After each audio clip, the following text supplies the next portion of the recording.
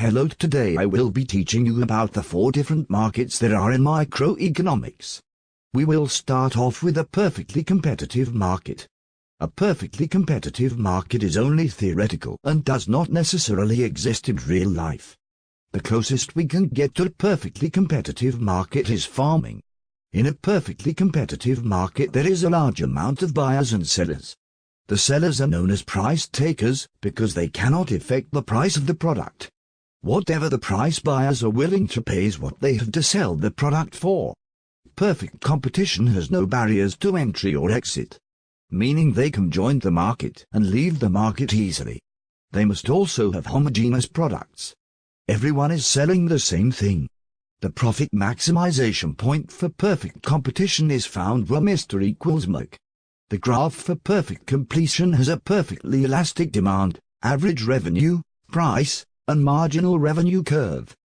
Perfectly competitive markets are likely to make normal profits in the long run, but are capable of making money and losing money in a short run. The next market model is monopolistic competition.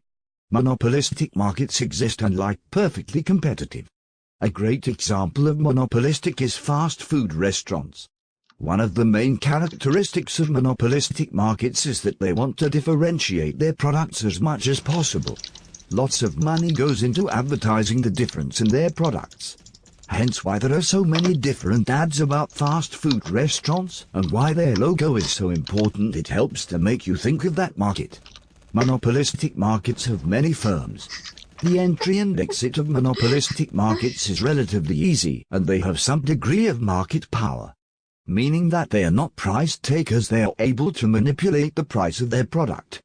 Price maximization is again found at the Mr. equals MAC point. The demand curve highly elastic, but not near perfectly elastic like perfect competition.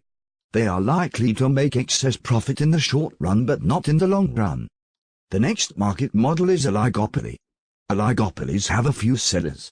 They have price-setting power. A great example of an oligopoly would be cable providers. There is a few of them in the area, but the barriers to entry are very high.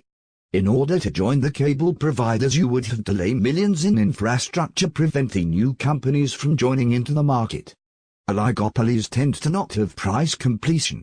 They compete in brand loyalty programs and advertising their products' difference. Oligopolies can have homogeneous or differentiated products.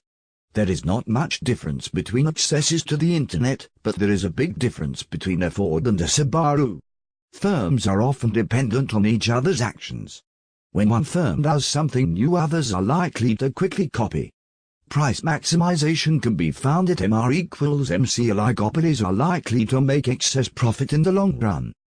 The final market model is a monopoly. Monopolies are capable of making the most profit, but often at the cost of the consumer. Monopolies are not efficient. They set the price at what makes the most profit, meaning that they can make more product and drop the price or produce at the quantity that society wants. Monopolies have high barriers to entry.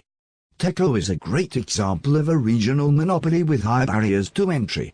In order to join in the market you would have to build millions of dollars worth of infrastructure. Monopolies set the profit maximization point at Mr. equals MAC, then going up to the demand line to set price. Monopolies are guaranteed to make profit in the long run, because they would not exist if they were not making excess profit.